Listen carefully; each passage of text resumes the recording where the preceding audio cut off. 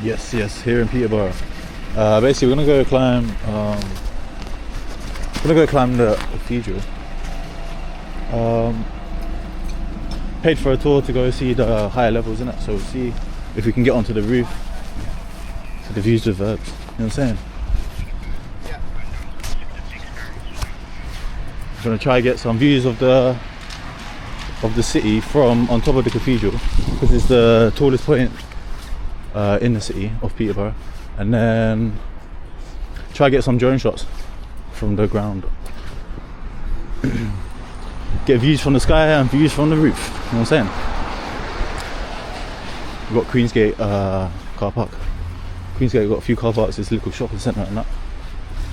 We've got TK Maxx, JD.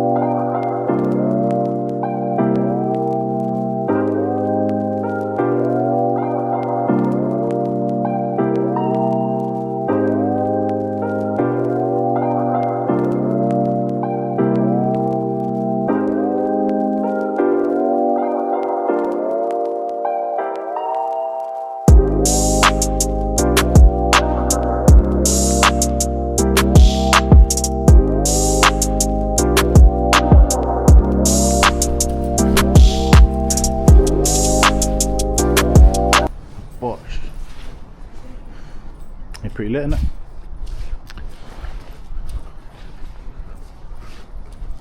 So yeah, this is got the DJI Osmo Action 5, and then we're gonna take up the DJI Mini, basically the drone, innit? I have to check what it's called. I can't remember if it's 3 or 4, you know. I've used it a few times, but I've not made videos of it. Like, yeah, this is my first video, I guess, with the Pro Action 5, and then we'll take the drone off as well. Get views of the outside.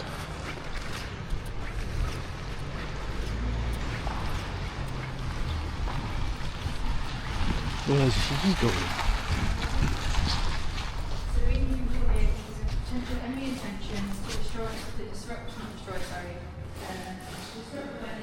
I heard they let me record in here. I don't know if I'm allowed. I'm sure I will be. Let's see why not. Hello. Hello. You okay? Yes, very well, thank you. Yes. I have a tour booked for. Oh yes. What name is that, please? Stone. Yeah. Okay. Head this way.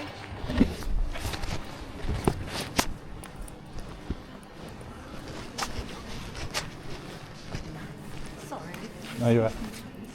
So this gentleman's booked on as well. Hello. Okay, right. Come along. So have a look at these sides and we'll just so get you to sign these. Oh yeah. Once you've seen these, I need you to sign one of these forms just to say you're basically aware of what One of them. Go up and down. So.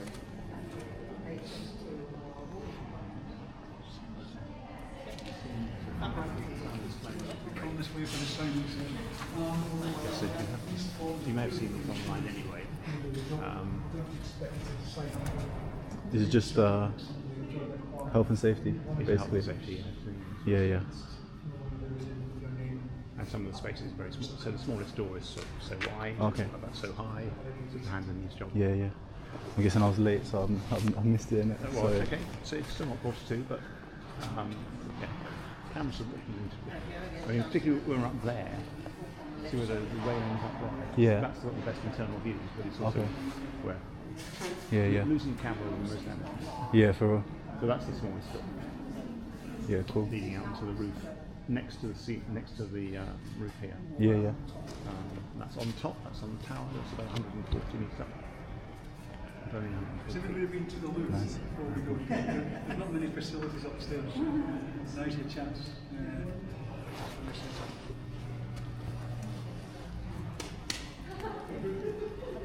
So they're worn, but they're in good condition. Yeah, yeah. Restored where necessary.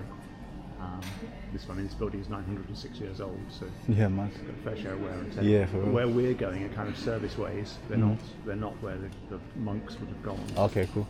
So it's quite narrow. It's built to a price, and no handrail. As the higher you go, the less luxurious it becomes. Yeah, yeah. More sketchy it gets. That's from there. The first floor. Oh, yeah, I'd cool. say floor. It's not really a floor. It's more a structural. These bits of structural integrity. They're not actually places you. So there you see the width there actually. So if you'd like to follow me, we'll make a start. So this is the third place of worship on this site. The first one would have been a wooden structure built around about 690 AD. And that structure was doing fine until the Vikings turned up around about 870 AD. And as Vikings do, they destroyed the abbey, because it was an abbey in those days. It didn't become a cathedral till after Henry VIII's time. So they destroyed the abbey, killed all the monks, and it was left until around about 1116 when the third manifestation, the third building was started, and this is it. It's the first of the stone abbeys to be built here, and it took 120 years to complete. I'm just going to show you one nave here, which is interesting because long after the abbey was built, it was an abbey right up until the dissolution of the monasteries, which Henry VIII instigated around about 1539. And John Chambers was indeed the abbot at that time. And most of the monasteries were dissolved, i.e. destroyed, burnt down, and had their roofs removed, and the monks came to a pretty grisly end. But this chap, John Chambers, who was the abbot, he was able to basically do a deal with Henry VIII and people like Thomas Cromwell and so forth. And not only did he save his own neck, he also saved the building. And overnight he became the first bishop.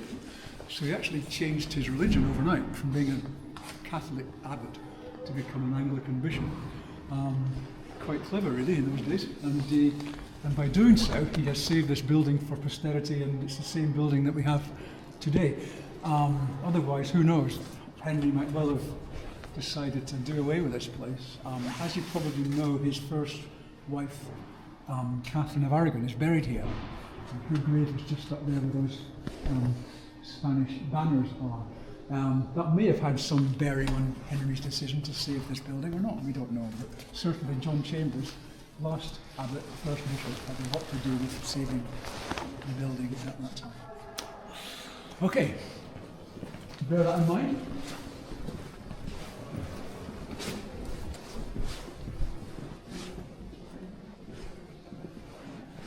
So,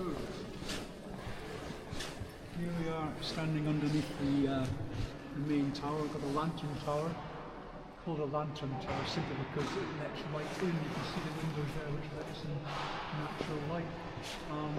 That actually is, the original tower was 2 stories higher than that one. So there's 2 more sets of windows further up.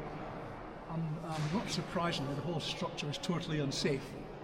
and it was reduced many years ago to just the one set of windows, if you like, one story tower. And we will be going up there in due course and walk round the four sides before we take the final ascent onto the roof. Today is not the best of weather, but we'll survive. I think the rain's actually stopped now, so it won't be too bad once we get up there. Just to give you an idea, we're going to go up to the next level, which is called the Triforium, and that level will take us round to the back of the high altar, look at those stained glass windows, and then we'll follow the Triforium all the way around to halfway down the main nave, where that big cross is hanging there. We'll get to about there. We can't go any further that way for reasons we'll explain later on, and then Andrew will take over the tour at that point, and we'll have to retrace our steps back to where we start up there, and then we shall start our ascent, and we'll actually walk over the ceiling. The ceiling of that up there. We'll walk across that to get to the inside of the tower, and then we'll go onto the roof. Having done that, we will then walk along the outside of the main ceiling to get to the bell tower, and then make our way to the west front, and then back to the shop to the end. It should take about an hour and a half. Has anybody got parking restrictions or any specific need to get back at the airport? We'll try and get around in 90 minutes, that's the plan. Right, without any further ado, follow me and we shall...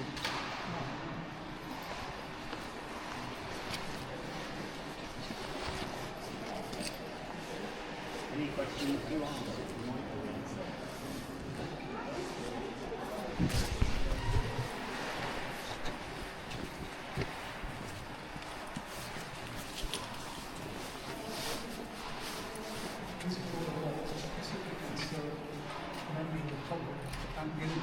Unless, like yourselves, they really have to buy a ticket. Having said that,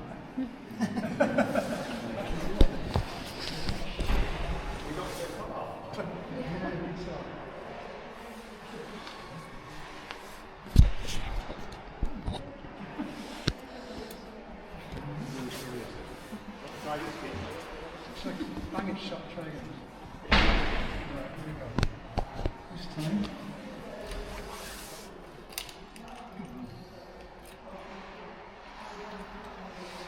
Is your key right?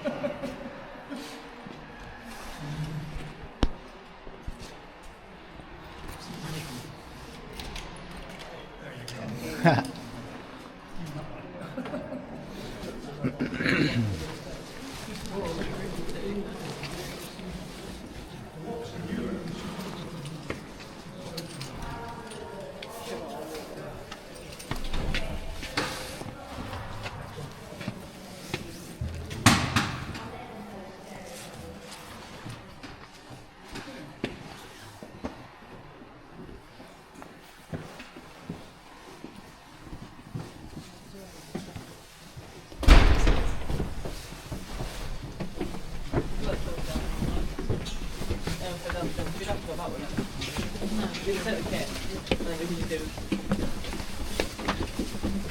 Join the up to the handrail.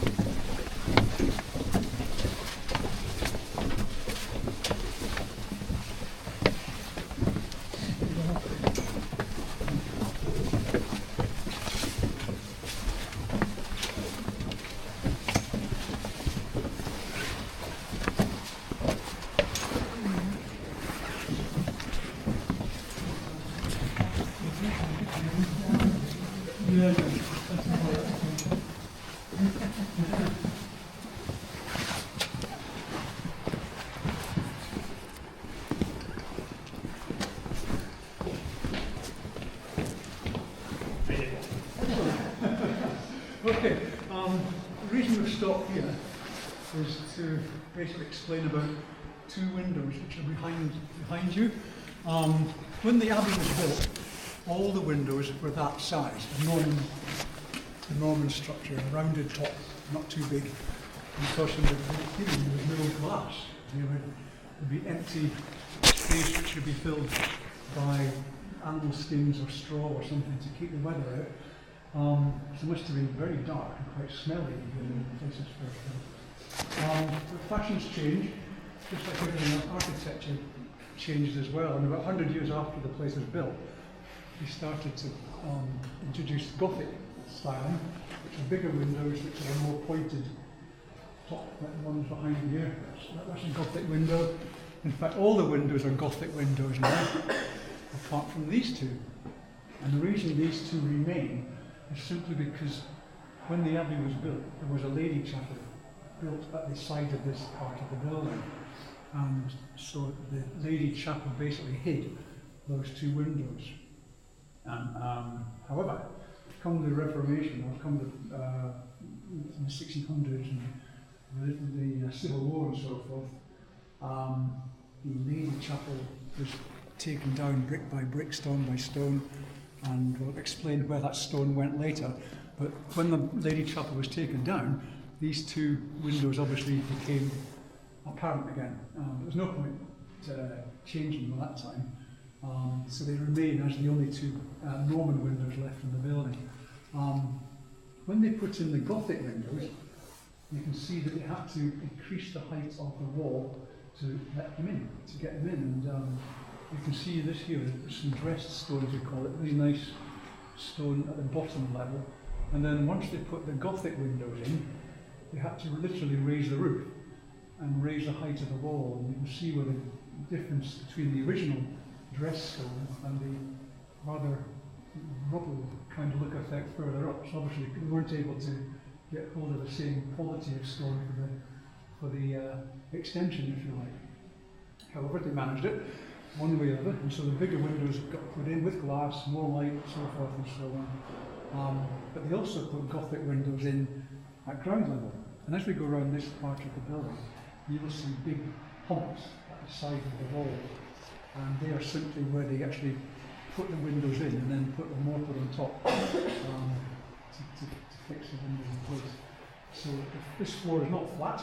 We've got these humps all the way around to facilitate the bigger windows going in the Gothic style.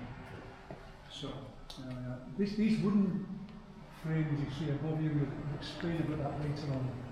We've got several of those. And they're all marked with different piers, in other words, different parts of the building. So we'll explain those as we go around. Okay, just mind your feet on these. Not everything's medieval. These are quite modern, these conduits and cabling and so forth. There's a sort of pump. Oh yeah. Below that is a window, same as that, but it's at ground level. Yeah, yeah. And that's what the medieval builders managed to achieve. It's quite funny, isn't it? To get the windows in place.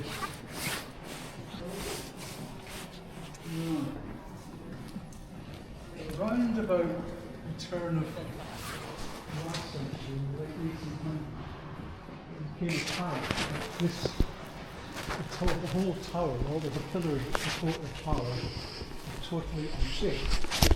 And a huge crack actually appeared in the wall up there.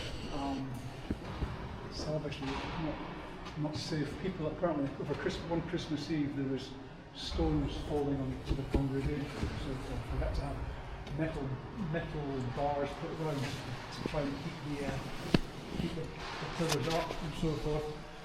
That is not a sustainable solution. And the cathedral brought in an architect from London. His name is John Pearson, who's a famous Victorian architect. I'll just show you what It's a very good image. You can probably see at the top left-hand side there's a big crack. This is a copy of the Illustrated London News from the year 1883. And a huge crack appeared. You could put your hand through it, a big crack, and the whole structure was totally unsafe. The reason was that the pillars, when they were originally built, were filled with rubble, and over the centuries, the rubble kind of started to cascade down to the ground. It fell down. It wasn't solid, and as the rubble sort of crumbled down towards the ground area, the top of the pillars became totally unsupported, and hence the crack. So, John Loughborough Pearson decided to take the whole tower down, brick by brick, stone by stone, and then rebuild it with the original stone, but with a much stronger core inside it. So there's no danger of it falling down again in the future. So these, what you see here, are original medieval stonework for the pillars to support the tower.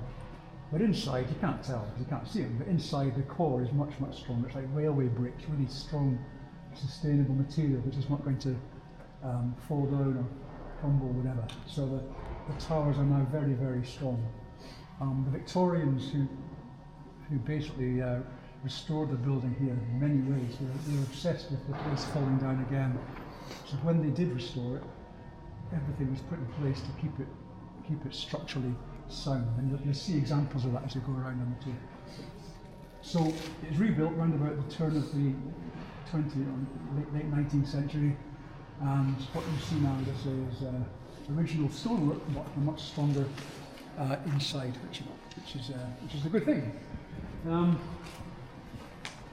And hence these wooden frames you see here, what they are templates. If you can imagine them on their side, that is the shape of the pillars. And the Victorians the stonemasons would use these templates to gradually build up the pillar in all different shapes, because the pillars are not identical. And they would use these templates to put the stones back in the correct order, in the correct shape.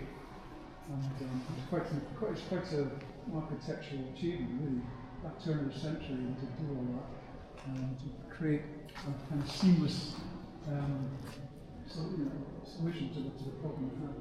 So there's various other wooden templates dotted about. So if the tower ever fell down again, which it won't, but if it did, we could use those templates probably again to rebuild it. But they're just there because they've got space to show them off, and it's that's what we're doing. Right, in front of you here, we have examples of what happened to various parts of the building once the Industrial Revolution started. Because, as we know, this building is 900 years old. For many centuries, nothing happened to the place, externally at least. But come the Industrial Revolution, with railways and brickworks down the road, smoke, this sort of stuff, it created a lot of acid rain.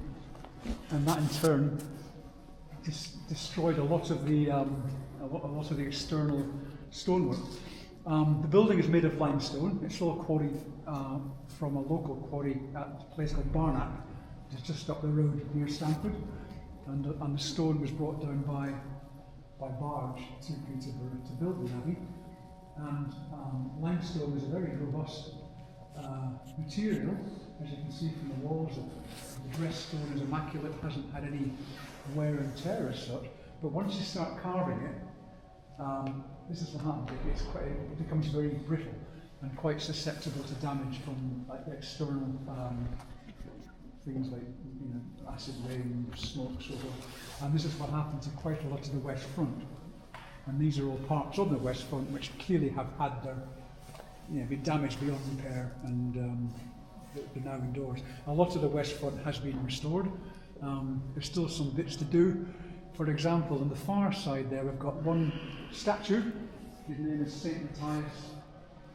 He has been replaced. And when you leave the day, look up. I think it's about the third or the second sort of century walk, at the very, very top of the cathedral. There's one space where there's no statue. And that's the chap who should be there. But he tried to repair him, as you see his feet. When you get closer, the Victorians tried to repair him using cement. But unfortunately, limestone and cement do not work well together, and they couldn't fix him. So he now lies in state here. Maybe one day we'll get him repaired and fixed and get him back outside again. The other examples here are much more damage. These four statues here are way past their best. And again, that's an example of the Industrial Revolution and so forth. Thankfully today, these days, the air is much cleaner and we don't get this kind of damage anymore, but even so, to keep the cathedral going and keep the stonework in good condition does cost a lot of money. This thing here on the left, this circular piece of kit, does anybody have any idea what that might be? It goes back to the time when the abbey was occupied by the monks and so forth. That's the thing outside. It's what? When we walk round where the monks used to live. Yes, it would have been down by the refectory there. Yeah, that's it. There was a notice up about it. I think it was, yeah. So it's called a lavatorium. Oh, that's it. But it's not a lavatory, it was it's too Yeah. much. Lave from Yeah. Latin. That's So it's it. actually a hand washing kind of system where at one end the abbot would wash his hands, and then gradually as you go down the food chain, the pot boy, the lowest of the staff, would wash his hands, and the last of the basins, and obviously he'd have to wash his hands in the dirty water which had been used by other members of the clergy first. So it was actually a wash hand basin. If it was a toilet, it would be called a necessarium, but that is not it. Right. As you can see, the company did little side around which were getting Victorians put in part of the session of keeping the wall up. But this particular wall is where the main chapel was on the other side. The main chapel was taken down. Here was the whole wall.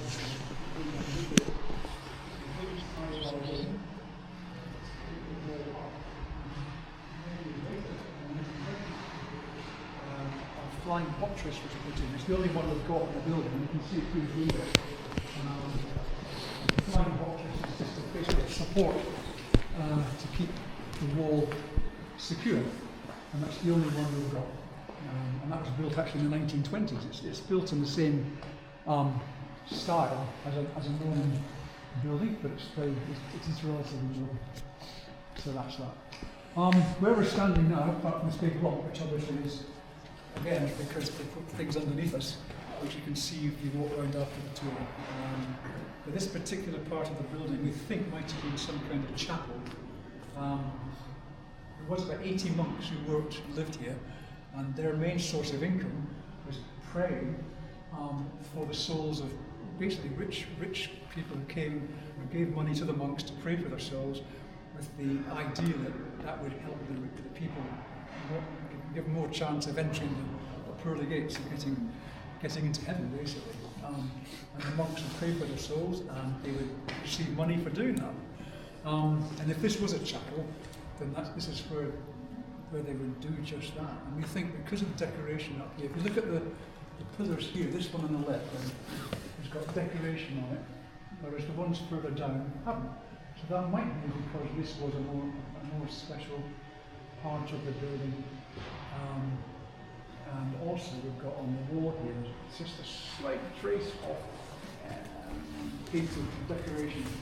So this would be, back in the day, this would have been very brightly coloured. There's lots and lots of floral decorations and so forth, as with most of the building, to be fair.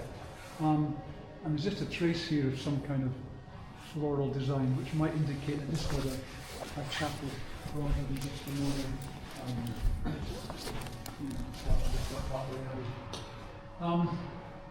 one other thing to point out, looking at these holes in the wall, these are part of the very basic form of scaffolding. They're called potlocks, and they put ones in the hole. So it is what it says in the tin, basically. And you see these all over the building. Some have been filled in, and some of them are still as they were. And they put these logs into the holes, and then put some kind of boarding on top, some very basic kind of scaffolding, and the stonemasons would stand on the boards and do their work. And as they built up, there'd be more potlogs put in. There's one up there that can and so forth, and they would just increase the height of the scaffolding, if you like, and build up accordingly. That system is still in use today. in some parts of the world, where again, they put walls over the bottoms of the walls, make a platform, stand on the platform, and increase the height as they go along. It worked, but who knows how many stonemasons came to grief, because not obviously in those days there's no health and safety. You wonder how many people didn't make it. Because it took 120 years to build this place. So, and they started at this end, on the east side, and they built towards the west end, when they came west from this. It took 120 years, which means that whoever designed the place, and whoever started building it, would never see the finished article. They would never live that long to see it. I think it took 11 abbots who were here to see, or to oversee the building of the place. So that's a lot of generations of people. Because the life expectancy in those days is not like it is now. So, interestingly enough, when you go around the corner, you see what we call mason's marks, and these are marks on the stonework which are put in place by the stonemasons, and that's how they got paid, by the number of stones they put in.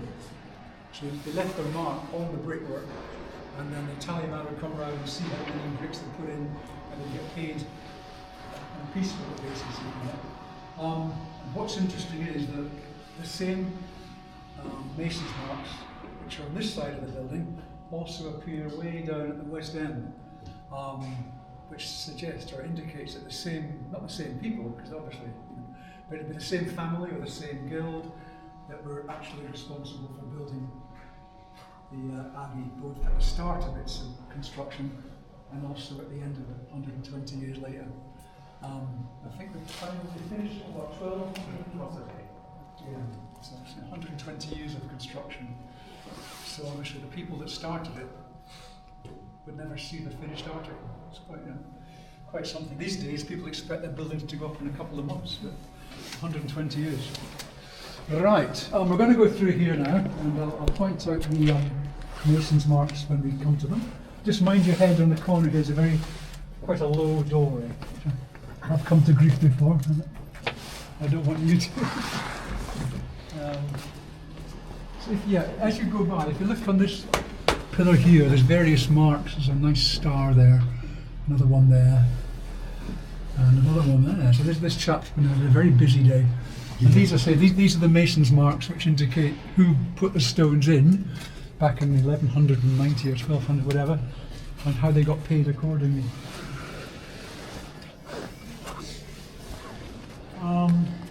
Stained glass. We haven't got a lot of stained glass in the building.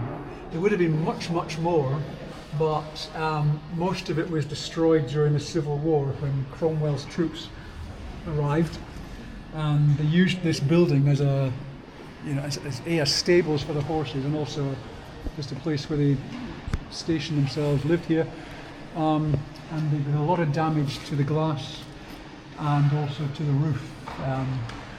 If you look above you, you'll see a very attractive medieval ceiling with Christ in the middle and the vine and his disciples dotted about.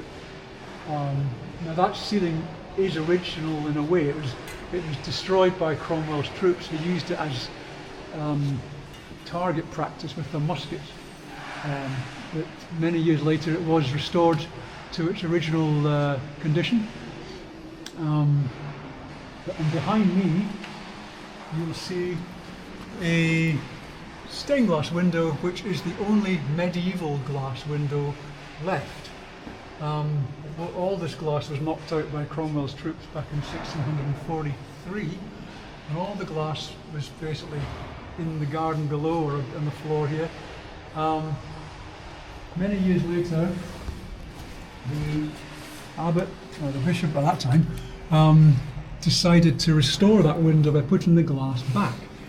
And as you can see, it's a kind of random jigsaw kind of setup where it's done its best to put the glass back in the same order, but there's legs and arms and heads all over the place. It's quite unique in a way. There's a body with no head there. Body with no arms, no legs. It's got a certain appeal in a way, but that was simply because he wanted to put the medieval glass back, and he did, but he did as good a job as he could.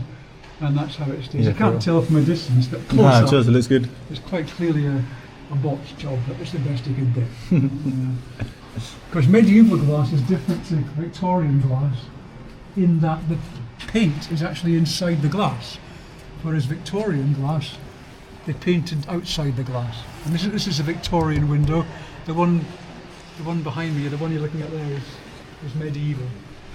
This is much more recent. Okay, if you're looking for, you get a view of the high altar here. Again, everything inside the building is more or less Victorian.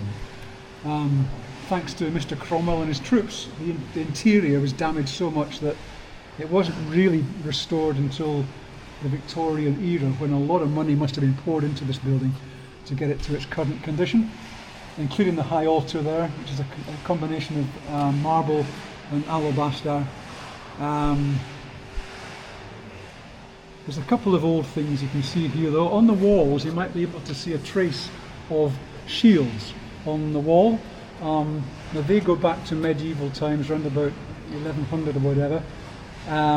When William the Conqueror was around, this abbey was no friend to him, and vice versa, and he ordered the abbey to provide him with knights and their entourage, which were very expensive. There's armour, horses, soldiers to support, and the whole sort of support group as well. Very expensive, and the abbey had to pay for those. To get some money back, what they did was, when the knight died, a third of his estate was returned or paid back to the abbey to help pay for the cost of providing knights for the king. And in return, the abbey would paint an image of the knight's shield on the wall. And of course, as I say, back in those days, the whole building was brightly painted and so forth. You can just about make out these shields both on this side and on that side, and they date back to that time. Of course, the other thing, of course, was because the altar, whatever the altar looked like in those days, it wasn't this one, because this was put in Victorian times, but if the shield was near the altar, again, the family would believe that that gave the knight a better chance of getting into heaven than had his shield been way down the bottom of the abbey. You know. So there we are. So that explains those images there. Okay. Again, please mind your head as we go through here. You will notice as we go into this door, there's a load of very old graffiti, all pencil. In those days, graffiti was still a done thing. I mean, we use spray paint now, but in those days we used pencil. And you'll see some dates going way back to 1800, so forth and so on. 1804. Yeah.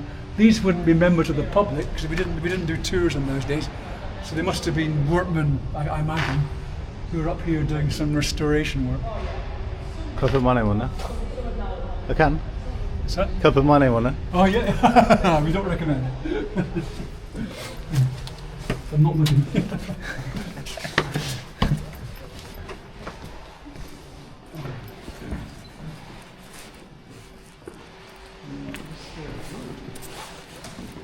The floor is definitely not level.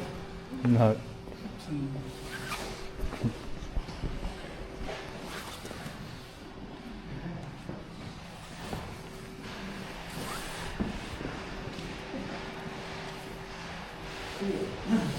This is what we call a lapidarian stone museum. You might have seen the St. Cathedral in London, a beautifully sort of shelved lapidarian, all the stones on the shelf and sliding them out, and all well dated and recorded and so forth. This one's a bit more basic, but it's still the same principle. That all the stone work you see here at some point was part of the abbey or cathedral in later days.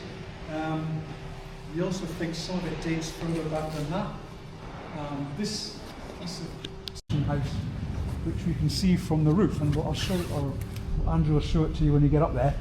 And when they took a wall down at the mansion house years and years later, they found this stonework, which had been part of the abbey, but because it was hidden from the elements, it didn't get discoloured in any way or destroyed in any way. And that indicates the colour of the building before any weathering took took place. North boundary wall of the old orchard. Yeah, so that was part of the interior stonework at the mansion house, which then became was taken down, and it lives here now as an indication of the colour of how the abbey was when it was first built. A very warm kind of yellowy colour.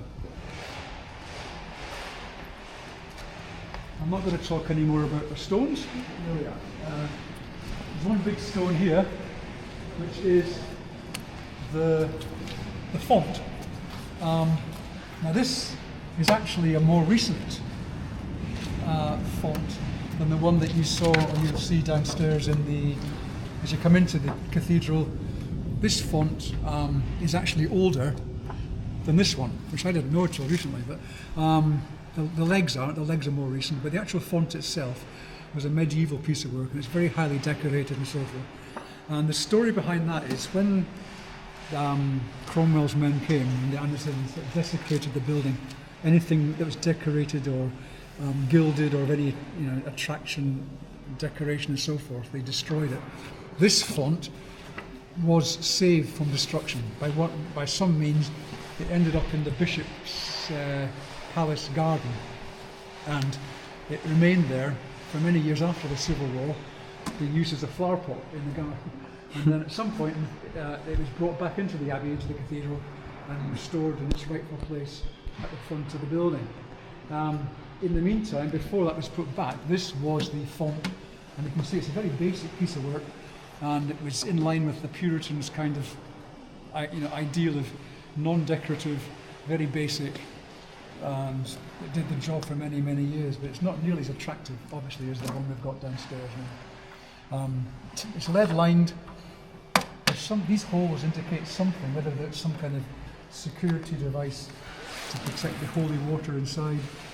Because you must remember that the wealth of the building initially was from pilgrims who came to look at relics, or from people paying the monks and so forth.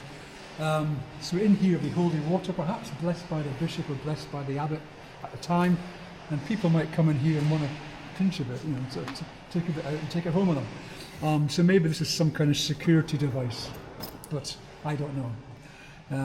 But there we are. That was the font until we brought the old one back into play. But it's not the most attractive piece of work, but obviously it did the job. Right. Onwards and upwards. Again, you can see these lumps in the flooring where the building for the Gothic windows are put in, subsequently replacing all the Norman windows. These windows here, no stained glass. I imagine that was replaced perhaps after the Civil War with pretty basic glass, nothing very spectacular.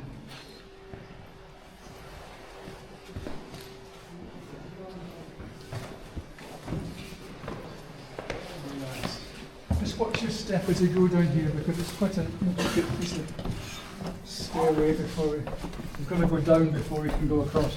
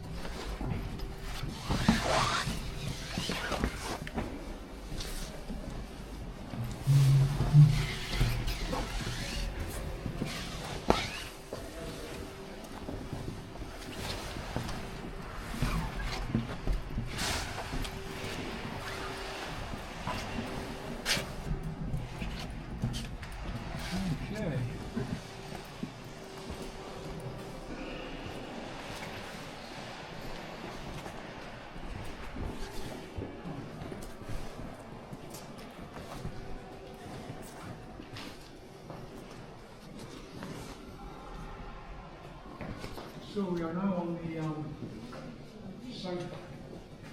south side of the auditorium, and in front of you is the organ, or at least the organ pipe. The organ itself is below where we're standing now, and the sound is relayed by the cable across to the pipes on the other side. Now, the decorative piece there, it is decorative. It's not these pipes don't actually emit any sound. It's purely for decoration. And you've probably seen that kind of format in many other churches and cathedrals around the country. The working pipes are behind. We've got 5,200 of them, and a mighty fine sound they make when they're being played. If they're being played now, you wouldn't hear me talking, I can assure you. So that's the organ. Above us, you'll see a very famous and a very unique piece of work. It's a wooden medieval ceiling. There's very few, if any, of those in Europe, and ours is still intact. It was cleaned up, restored around about 20 odd years ago. But the actual images you see there have been there since medieval times. It's worth to see get the best view. Sometimes the best view can be seen from actually ground level, looking into that mirrored table we've got downstairs and looking upwards. But up here, again, the light is natural light, so it's difficult sometimes to make out the symbols up there. But there's all sorts going on up there. We've got images of good, we've got images of bad, we've got images of bishops and kings, saints, the liberal arts, which were the subjects taught in schools back in medieval times, things like rhetoric and astronomy and geometry, music. There's a couple more which I can't remember. Logic, grammar. Yeah, there you go. So they're up there. Again, it's pointing them all out would take all day, so I'm not even going to attempt that. But we've also got Janus, the god who has two faces, looking backwards and forwards up there. And there is one image, which you might be able to see, which is it depicts basic ignorance. It's an image of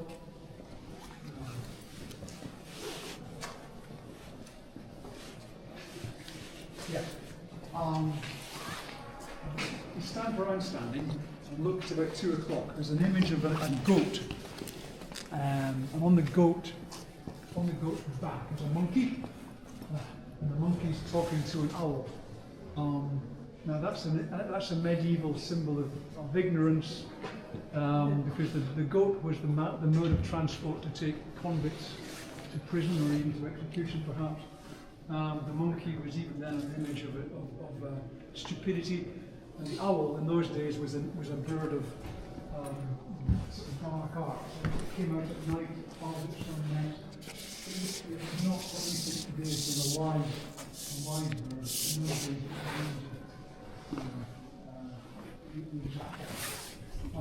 so the thing was, when people came into the abbey in those days, they couldn't read, probably they couldn't write. So the ceiling was a kind of instruction, it was a kind of storybook for them to understand right from wrong, who the bishops were, who the kings were, and so forth and so on. I think that was what it was designed for. It was made of oak, came from Germany, and it was painted on the ground, not like the Sistine Chapel where Leonardo da Vinci's lions back with them painted.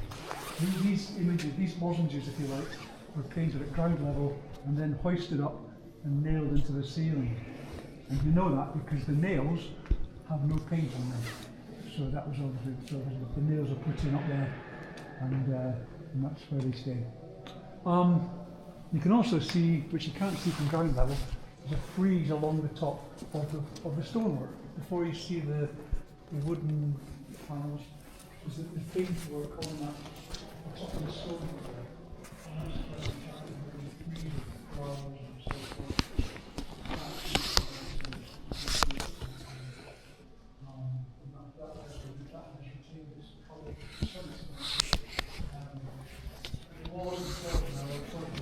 They were painted quite colours and so forth. If you look this way toward the west front, you will see the 4 pillars up, what looks like the start of an arch on the right hand side. Finished. That is because initially that was going to be the end of the building, the end of the abbey. and we're going to do this thing. We're going to put spires on each side, like that, and that arch would support, on both sides, would support the weight of the spires. For some reason, and for a good reason in our opinion, that was not the end of the Abbey, obviously, and the abbot at the time, he must have got some extra funding or some competition with Ely to see who could make the longest building, whatever, and he built a bit more. And on the end, he built that wonderful west front that you've seen as you come into the building, which is much more intricate and much more spectacular than that, I'm pleased to say. So we're very pleased to say that the west front is that, by extending it a bit longer, so the arch never got built. But by the same token, we cannot walk along there because you'd fall off the end. There's no flooring at the far side there, so we have to retrace our steps before we can climb up to the next section. Any questions about this part of the building? Because I'm going to hand over to my learned friend Andrew, and he will take us back and continue the tour. Okay, good. So we'll retrace our steps and then we'll go up.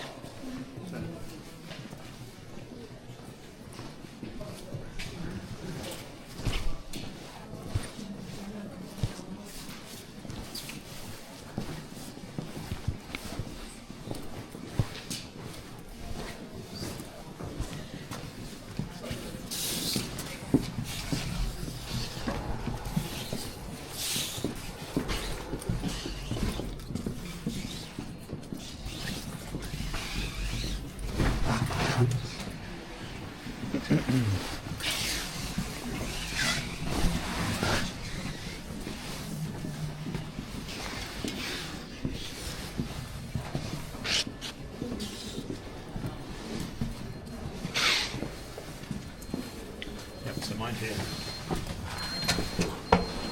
That's tricky. Yeah, isn't it?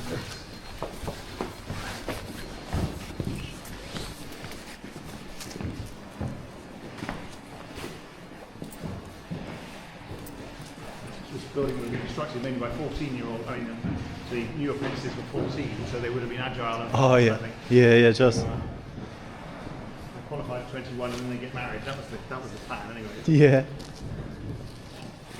See here some of the red. Because the red paint was harder for men to remove.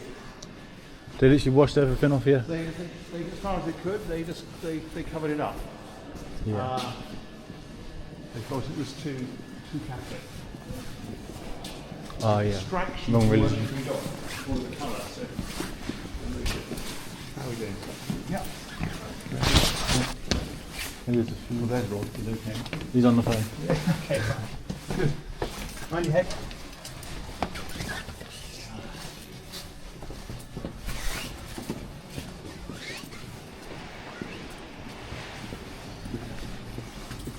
What's going on with the closure? It's supposed to be getting shut down or something, isn't it? The cathedral, or is that just rumours? They need money, but they always need money. Yeah. I don't think it'll be shut down. I think it's just that this building costs a great deal of money to run. Yeah, I bet. High electricity Seems like, bills. yes, staff, repairs. Just pay council tax. What? Just pay council tax. No idea. You don't know. Whether the cathedral pays council tax is above my pay grade. Yeah.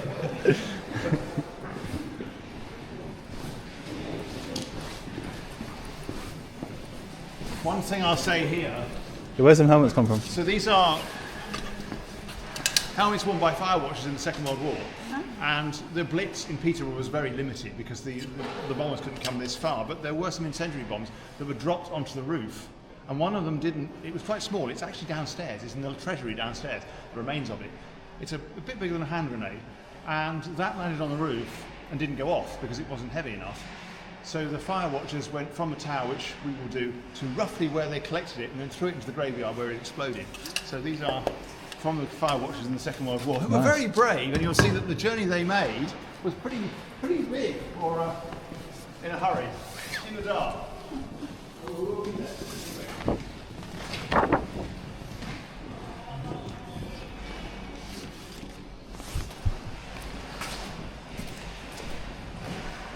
What's all these little stones? These are seals, which were basically formed by bishops and abbots way back when, and they used these characters in it. when they wrote letters or, you know. Oh, to seal the envelope. And that was their, exactly. Yeah. That's how they sealed the envelope. They're very big. You should bring them back. Yeah, just. Yeah. They're made of wax, very fragile. Yeah.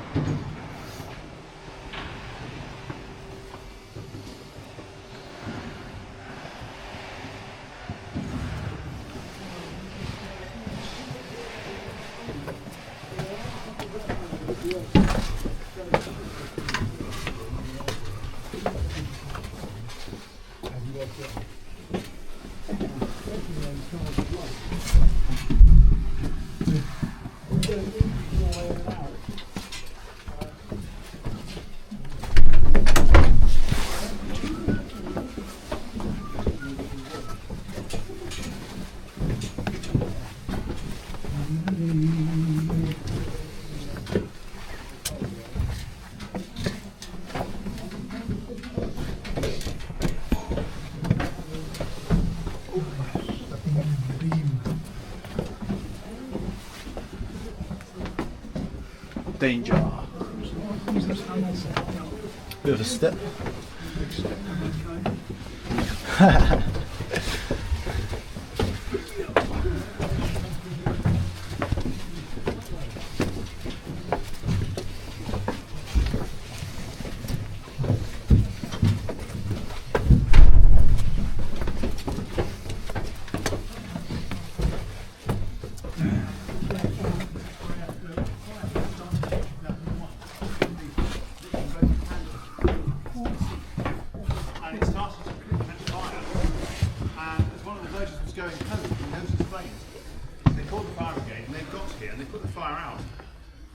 They said that if it had been half a degree hotter, the place would have caught fire, but it didn't. It just did a lot of smoke damage.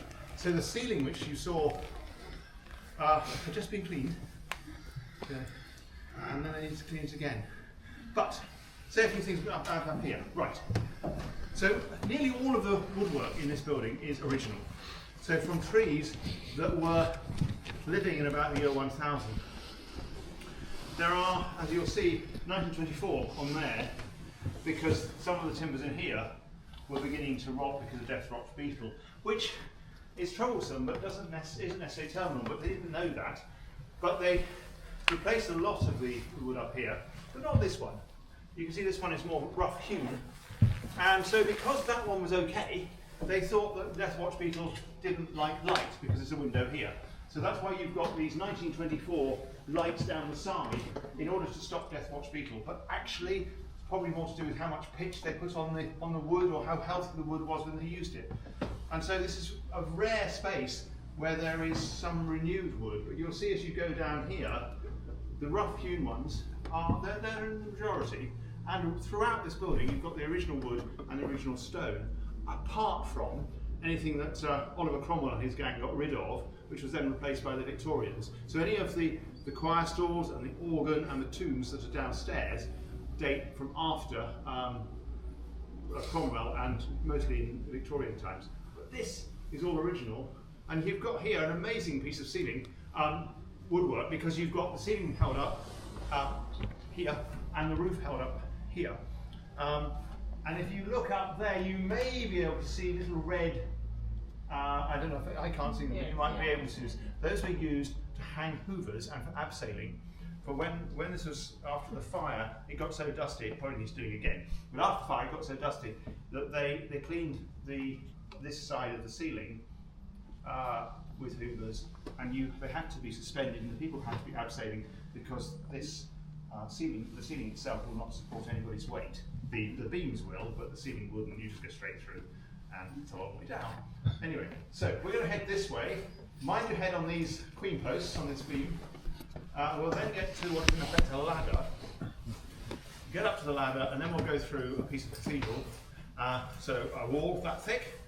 You need to keep your head down. It's pretty rough. It's not very friendly, and it's pretty much hands and knees. And then you'll be inside the Lantern Tower, which gives, I think, the most spectacular internal views here. If you get there and think, I'm not sure about this, you turn right, and there's a very short route. If you're happy, then follow me, and I'll go left. And if you do go right, then Rob will join you. But I'm going to go left, and then round the four sides of the Lantern Tower. Okay, mind your head as you come on here. Let's go have a look at the original bits of wood. You can see their original because they are not. Nice.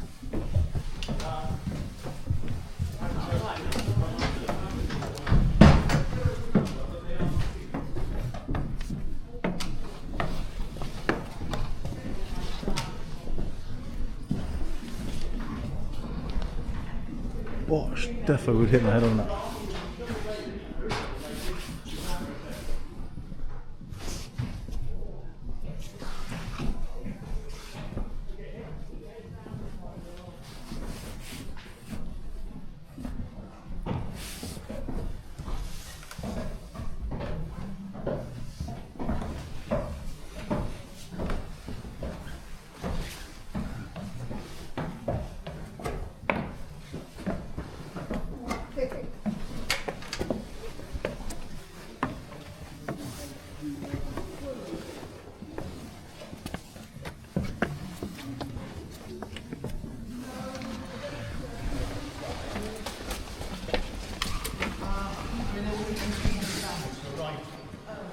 So there were 200 Masons and their families, and they stayed here for 120 years.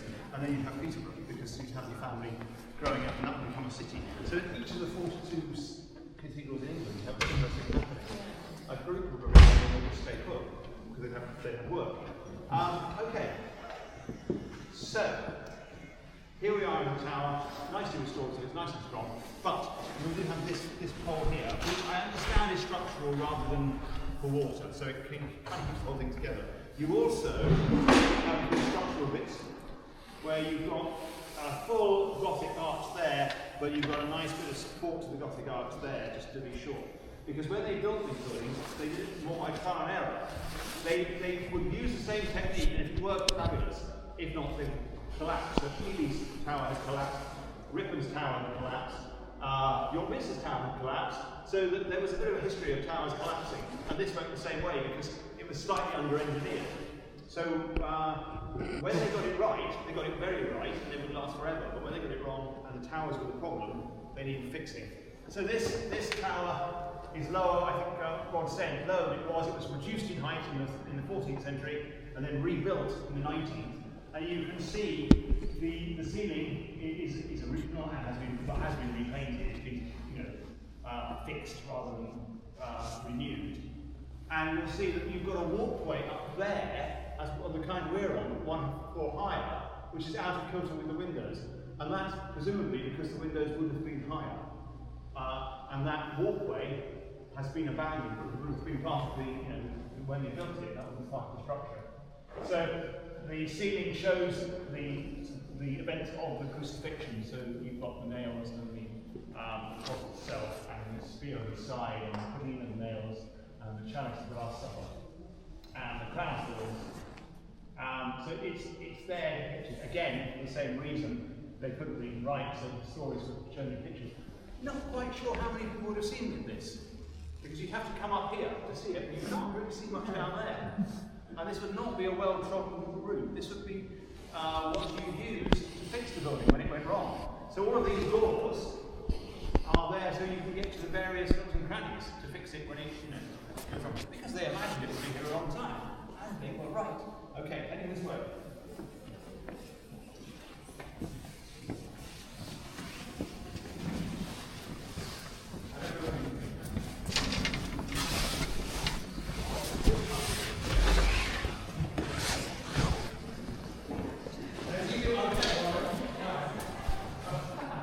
We came in down there.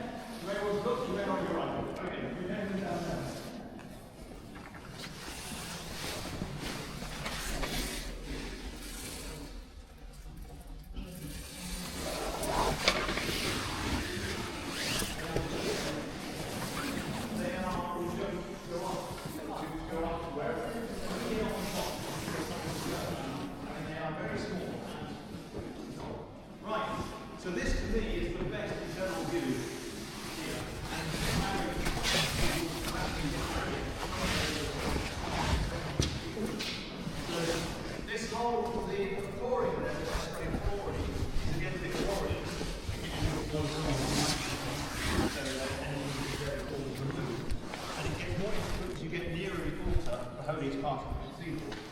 And the Italian artisans, experts who built it, who said nobody could see it until the whole thing was complete. So it was unveiled in its magnificence. And by and large, it's exactly as it was in 1888. It lasts very well, even with all the school parties who like going on it. Brilliant.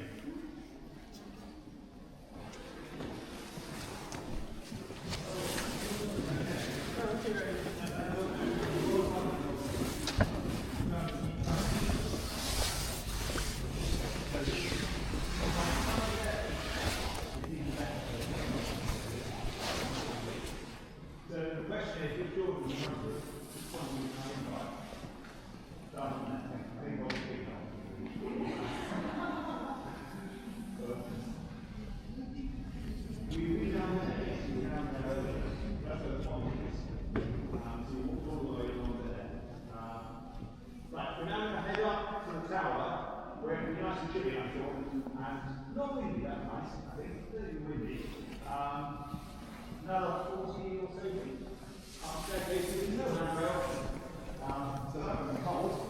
I advise going downstairs before you're going up. You see what I mean?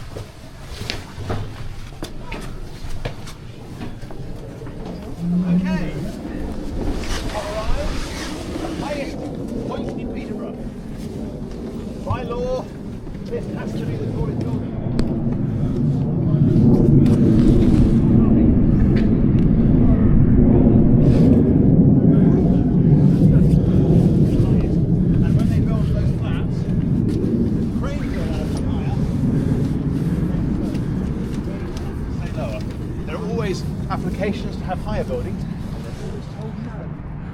I don't know. Presumably quite a long time ago, because there are a lot of Victorian buildings. So if you're local, you may recognise these places. If you're not, what you can tell on a sunny day is it's quite a green place. I mean, Peterborough is not a very big city, but it is a very green city, and it's got an award-winning park. Ferry Meadows is over there. But key to the history is if you go down the nave roof and you look into the woods over there, there is a limestone building.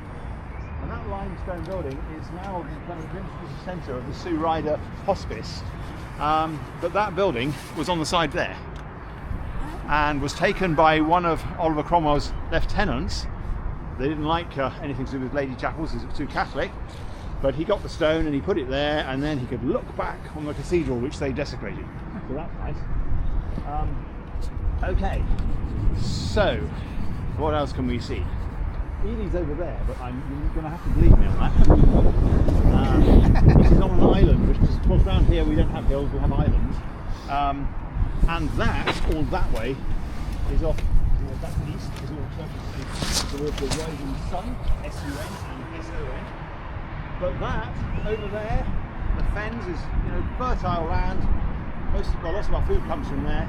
But this is the last piece of solid ground that's come all the way out from Dorset. So the limestone from which this is built is on a seamed limestone that's come all the way out from Dorset, through the Chilterns, through the Cotswolds, arrives here, stops just there. Last place you can build a cathedral, unless you're in Ely, where there's a little bit of solid ground. But all that is what's known as Oxford clay. And Oxford clay is 5 houses, not so good for cathedrals, basically. Because this building only has 6 foot foundations. And the way to do it is to hold it sort of together. It doesn't need it. It's got some, but it doesn't need it. The actual weight will hold it together. So it's here on this last piece of solid ground. That's why it's here, because they wanted to Christianise the potential of the Danes and the other Scandinavians who are coming here. So there are lots of abbeys around this area trying to ensure Christianity is upheld in this remote part of England. So that's why it's here.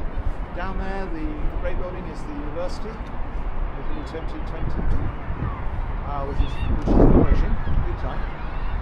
They're building, I think those are all the residents in the room. There used to be a car park there, but it only lasted for 2 years before it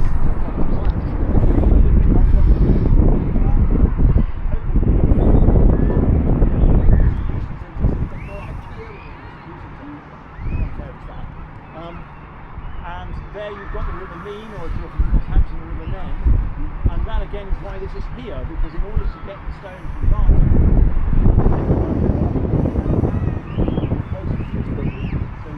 get the stone here as quickly as possible. You can see the old train, because people are here because of the trains, of course.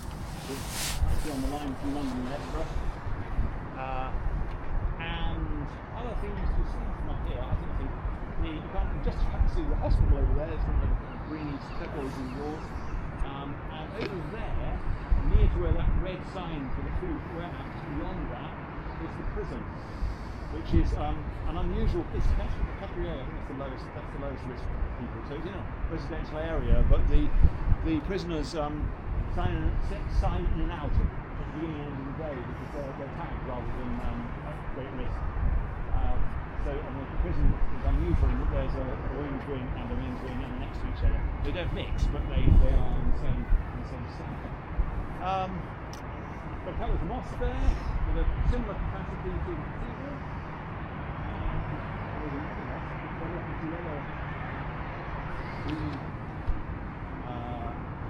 And some of the minarets there too as well. So you've got the domes of the 2 mosques. Looking at the cathedral itself, you'll notice it's a bit lopsided, probably because they ran out of money. So you've got a complete tower which we'll go into on the right hand side, an incomplete tower on the left hand side. They may have run out of money. They may have found it starting to subside. We don't know. And having said that, all cathedrals and churches face east. You'll see the one down there, St John's, in what's known as Cathedral Square, does not quite face east, because in 1406, because of rising sea levels, they moved it from over there because it was sinking, and they put it there. And by then, Peterborough was too complete to have it going exactly heading east towards the rising sun. So that's why it's slightly skew with. But the worst projections for rising sea levels around here is that Peterborough will be by the sea, and a lot of that will have gone. And I mean, that's by 2050, worst case scenario, which I don't think anybody is quite sure of. So this will then be just about above sea level. Whereas that is all, I mean, the land that way is kept dry by using diesel pumps. It has been quite here. You can just about see 3 chimneys. But there were 60 brick factory chimneys. Within, that's partly what caused the pollution that helped the outer statues disintegrate. There are now just 3. Somewhere over there is the international head office of McCain ships. But that's where we can see it. Over there, the power station next to it is the most marvellous recycling centre. It's enormous. So the green especially That's a very good portiere.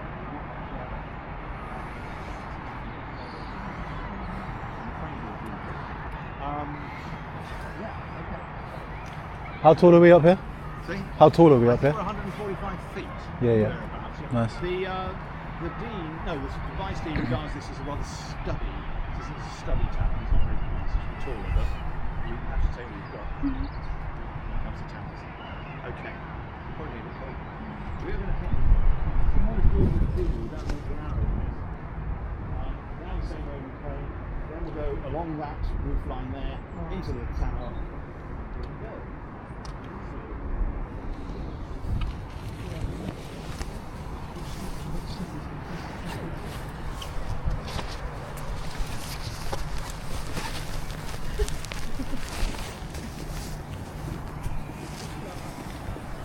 When you get to the doorway, I suggest you put your left arm in first.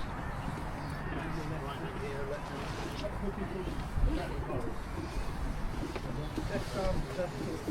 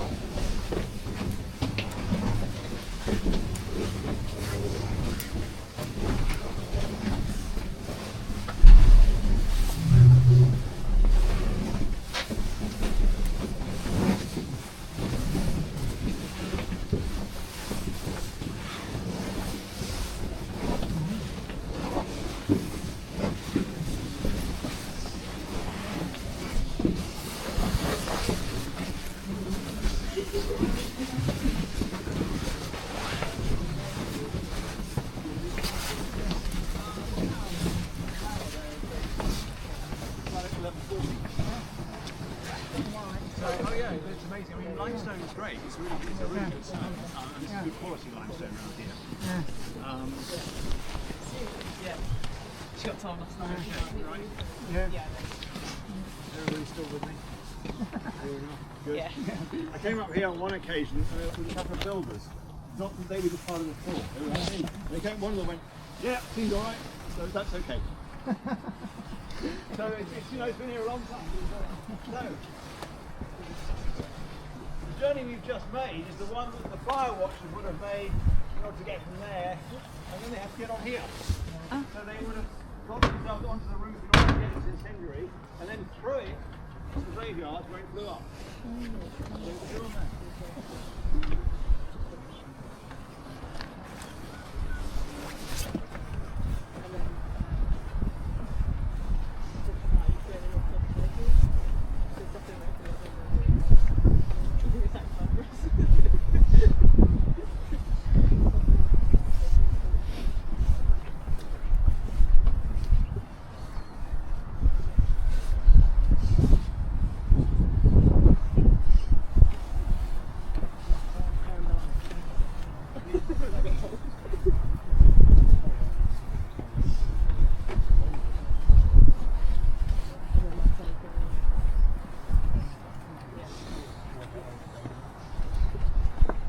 So it's just going to be like,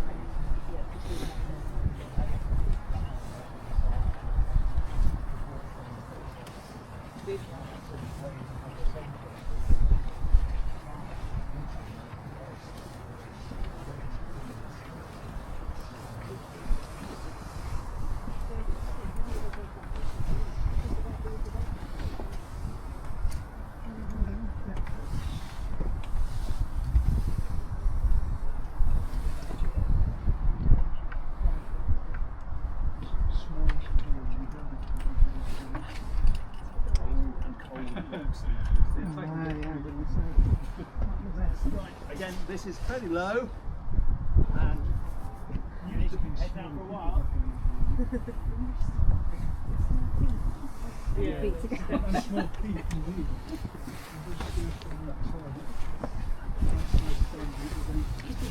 Got a broken window.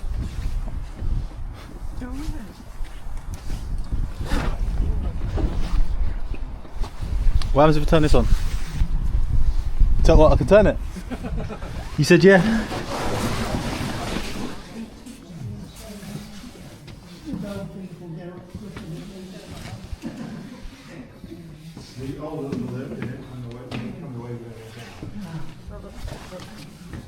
Okay, I don't know if anyone, you might be worth going that way so you can see perhaps if anyone is unable to see. If you look behind the column, we could go over to there, to the other side, so you can see.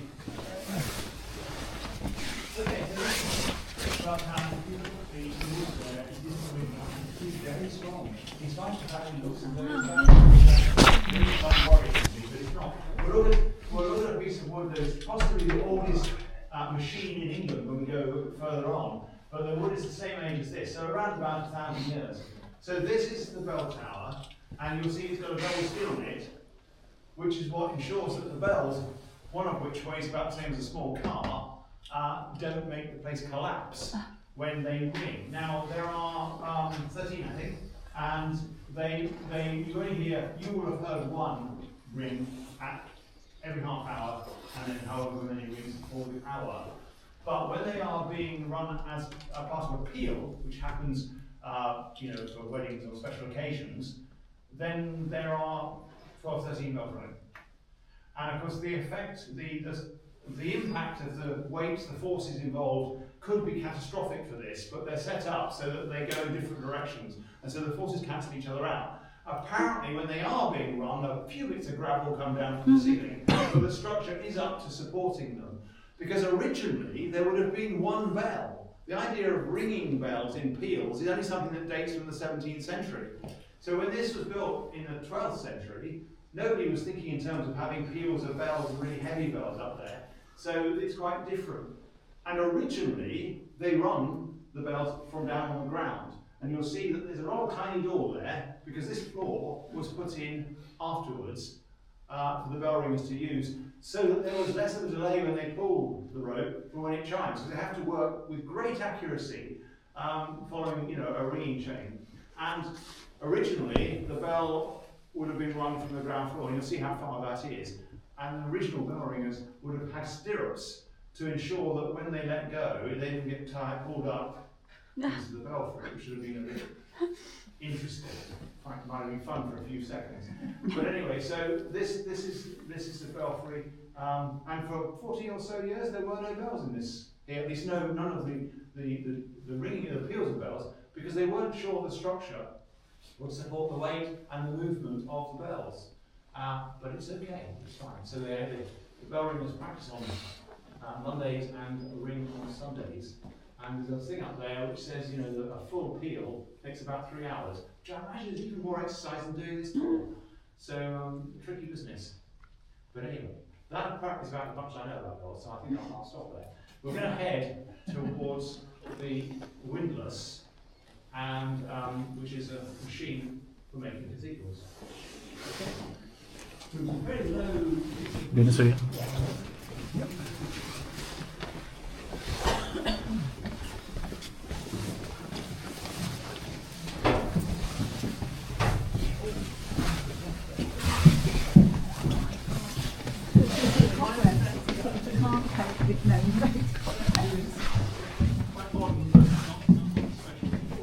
Okay, do you mind your head if you go under the windlass? Okay.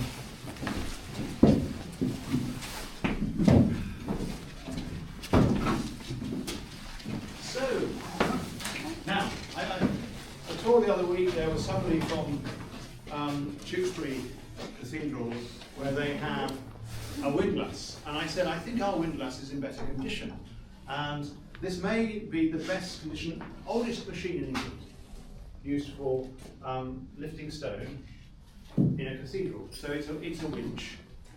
You can see there would have been a rope going around there. The issue with rope was they weren't very good at making rope, and it would sometimes become untethered. That was the weak spot.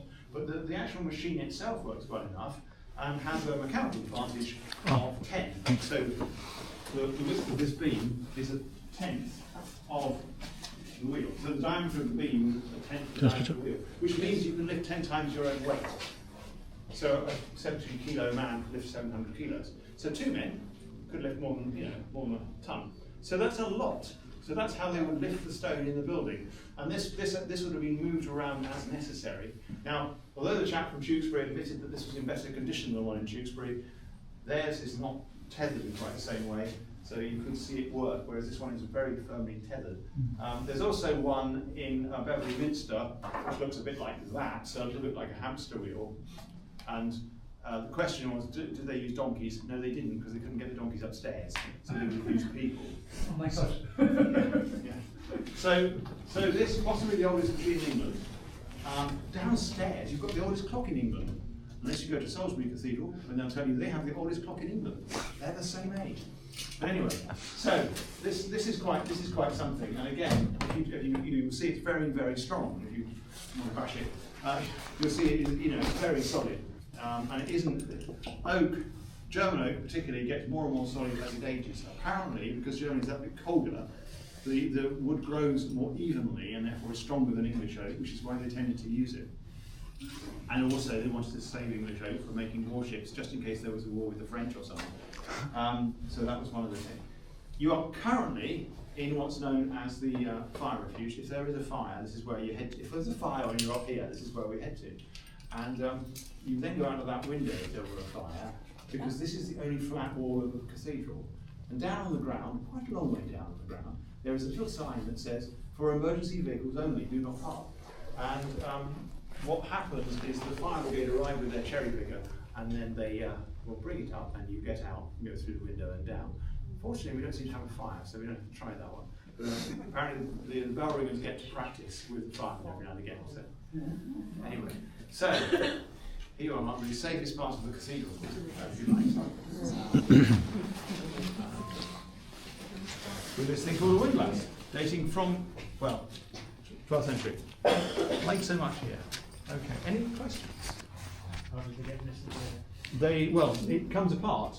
This bit comes apart. It's kind of IKEA really, and this they would have had great difficulty with, but they would have worked out a way because they would have put it here when the building was incomplete, and so they built round it. So they have to work out. They had more than one, so they'd have to work out where to put it so that once they built round it, they could get it out or not. And in this case, they didn't get it out, and that would have been a useful piece of firewood. Yeah. But they kept it, fortunately, so that's nice. But it is amazing how tough it is, and how apparently it doesn't, as long as it's good, healthy wood, it doesn't sort of deteriorate. Okay, so I'm going to lead on and do mind your head. And then here, and I'm going to go to another small place and come to the West End. Hang on. Here we are in the fire refuge. What does that phone lead to? The phone. Yeah, Well, I imagine downstairs. phone to God. Phone to God. Yeah. Phone to God. So upstairs as well as that. Mind this here. Nice piece of stone in the way. Is that a blocked off door back there? They've closed the door. Yeah. How did you know you? Yeah. Sorry.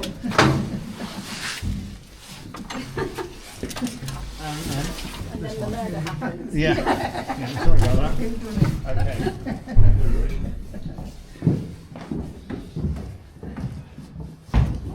Right. Okay, I'll maybe stop here and I didn't. Yeah, everybody made it out of the dark. Good. Yes. There are so many lights. Right. This is the extension. So when Rod said, he is there. Good. That's good. When Rod said that they built on from the tower that was there, that had been the end, and you can see it's quite nicely finished. It's dressed stone. That was the end of the cathedral, and so this bit may well have been primarily to be bigger than Ely, just to make a point, because nice Christian attitude that. But anyway, that's what would happen. So here we are, the extension, and then you've got this rather grand front, which is worth having a look at again. But it's unique because it's one of those things where they were concerned that it was a nice idea, but they weren't actually sure it was all right. And certainly the Victorians weren't sure it was all right because they put in tie bars. And you can see the end of the tie bars on the outside. But they were concerned that the front was going to fall out because there is actually a 24-inch lean from bottom to top. And if you look at the side of the building, you can see there's an angle on it. And indeed, when you come up here, if you look this way, you'll see it's not even straight. So they weren't, you know, they were maybe trying to create the impression it was even bigger. I mean, there is a theory that you make a building slightly leaning and slightly curved, and it looks even bigger. But the people who saw this building would have been living in buildings slightly bigger than a garden shed, and of that kind of sophistication. So this would be amazing anyway.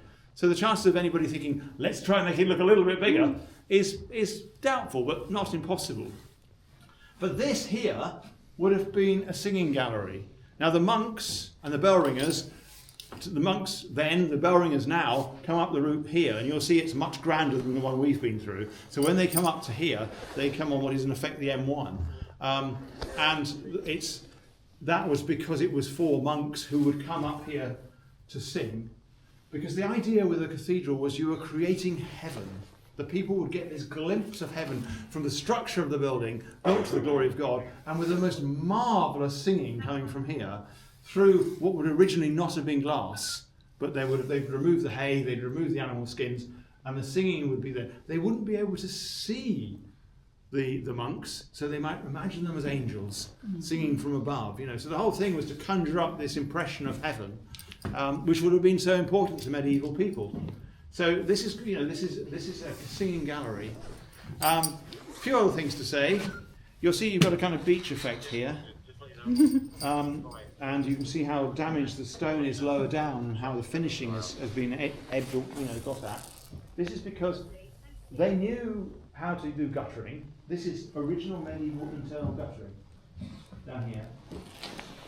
But in more recent times, it's not that our rainfall has increased. In fact, the rainfall in this area is less than anywhere else in Britain. But there is torrential rain every now and again. And so in 2010, they put that one in. And that's not just that, it goes the full extent of the building. And so there's lots more internal guttering, but it doesn't always work. And when it doesn't work, these vaults fill up with water.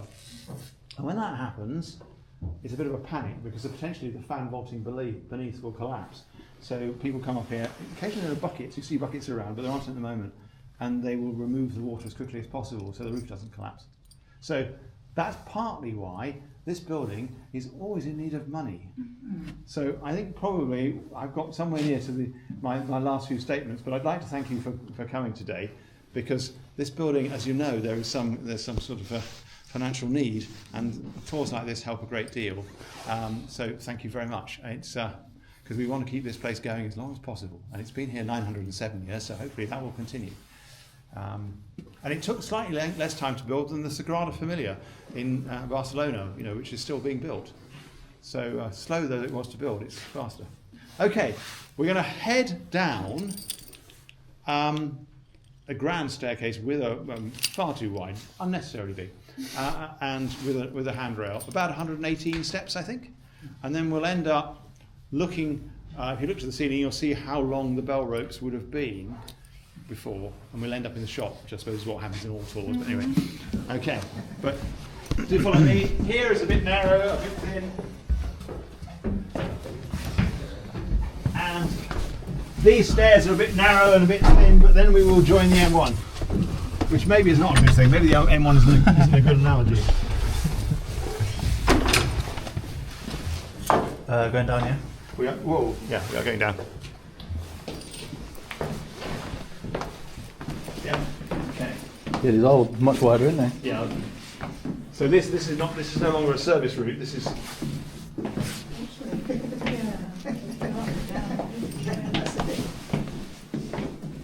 Up with the wide steps. Yeah, quite. One would suspect that the monks were better fed maybe than the workers.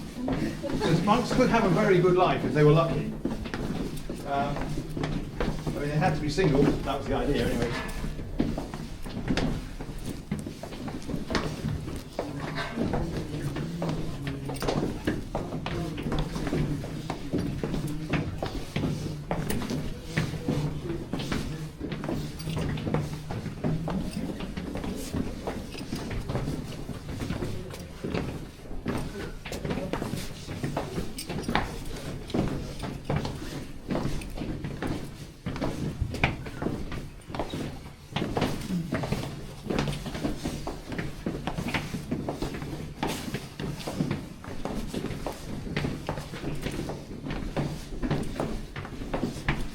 Are we nearly there yet? I don't know.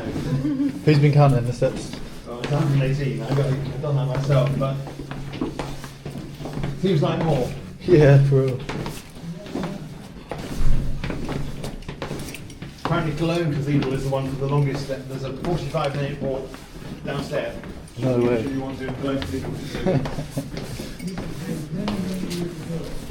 Must have been fit back in the day. Okay. Right.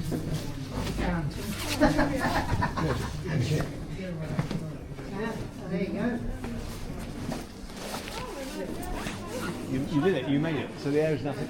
So we were up there, we went to the bell tower, that's where we were. And so the ropes were all the way down here.